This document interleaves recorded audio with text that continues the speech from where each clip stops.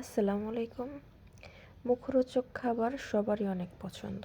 আজকে fried chicken বানাইলাম। এইভাবে একটু ভাজা ভাজা করে বানাইলে আমার কাছে ভালো লাগে।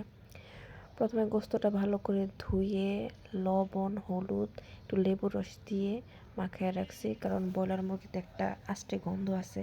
এইভাবে মাখায় রাখলে সেটা চলে যায়।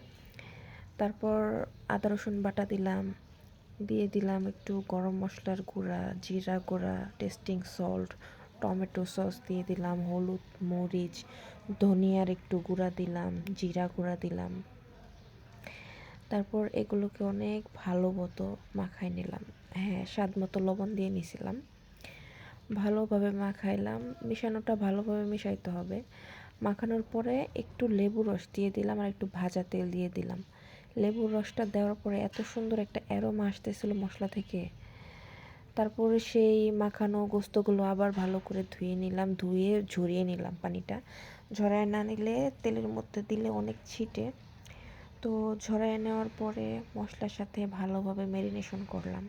অনেক ভালোভাবে মাখাইলাম। মাখানোর পরে হাত দিয়ে মাখাইছি, চামচ দিয়ে ছাড়া হাত দিয়ে মাখাইলে এটা বেশি ভালো হয় মাখানোটা। মাখানোর পরে ঢেকে এটা ফ্রিজে আমি 4-5 ঘন্টার জন্য রেখে দিছিলাম, কারণ একটু বেশি সময় রাখলে ম্যারিনেশনটা ভালো হয়, গোস্তের ভিতরে মশলাগুলো চলে যায়। এই তো তারপরে এগুলো বের করছি, বের করে আমি ভাজা ভাজা করছি, এরকম হয়েছে। দেখতে সুন্দর হয়েছিল, খেতেও ভালো হয়েছিল। আল্লাহ হাফেজ।